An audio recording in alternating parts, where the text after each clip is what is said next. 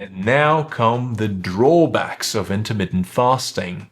And the main massive drawback is the risk of nutrient deficiency, which particularly applies to narrow feeding windows of 2 to 4 hours. In order to consume sufficient amount of nutrients, particularly protein, fiber, and micronutrients, we need to have a really careful and thorough meal planning system in place. Without such system, we end up with a gamble. We either intuitively eat nutrient-rich and then we probably are all right, but if within the narrow feeding window we've got we consume nutrient-poor junk, then nutrient deficiency is guaranteed. And instead of the expected health benefits, we shall be piling further health issues. The biggest problem is with protein. Ideally, protein should be spread more or less evenly across the meals of our day for its optimal absorption and use for the physiological processes, most importantly muscle protein synthesis. Yes, there are certain types of protein, for example casein, which we can consume in a huge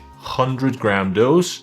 It will form a gel clot in the stomach, slowly travel through the GI tract, and get slowly absorbed, ensuring sustained plasma amino acid levels. At the same time, muscle protein synthesis activation in our body has a bit of an on-off pulse nature. As we consume about 20 to 50 grams high-quality protein with sufficient amount of amino acid leucine, 2.5 grams or better 3 grams per meal, we shall trigger the mTOR pathway. This will switch on muscle protein synthesis and it will peak around 90 to 120 minutes after the meal and then return to baseline within 3 to 5 hours. So the classical approach of timing protein during the day is to split it in 20 to 50 gram portions. Less than 20 doesn't make sense because that will not activate muscle protein synthesis appropriately, but rather will be partially utilized for glucose production.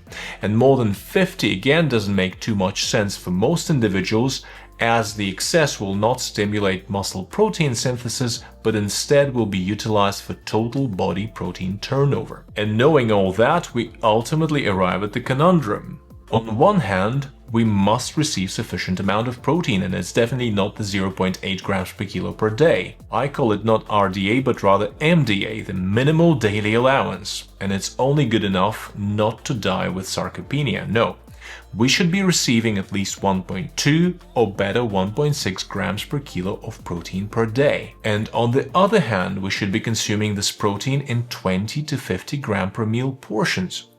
So, for example, if you weigh 80 kilograms, you're aiming 1.6 per kilo per day, you require 128 grams of protein every day.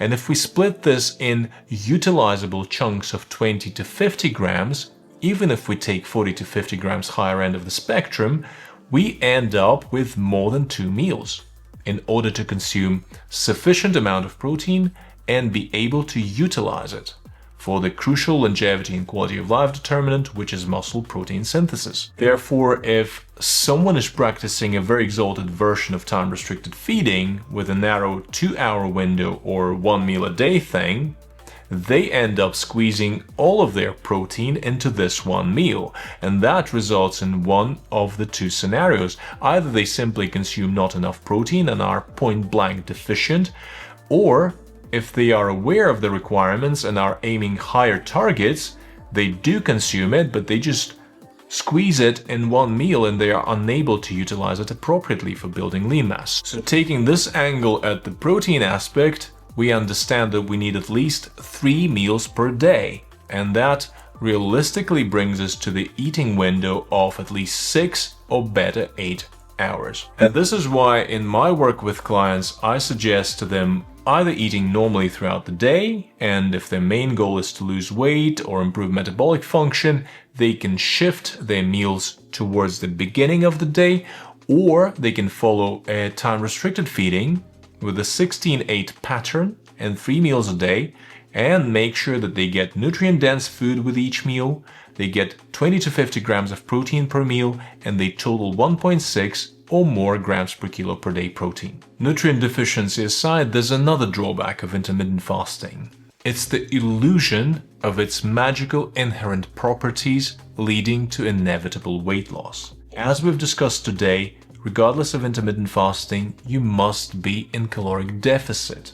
to progress with weight loss. So please don't get yourself fooled. If you overdo your caloric input, you will not lose weight no matter the intermittent fasting. So let's sum it up. Intermittent fasting or time-restricted feeding is no magic wand for weight loss. Weight loss will only occur if your time-restricted feeding features caloric restriction, either intentionally or unintentionally. Also, if you're aiming weight loss and fat loss, it's best to opt for early time-restricted feeding, mainly because it's associated with better hunger control and improved insulin sensitivity.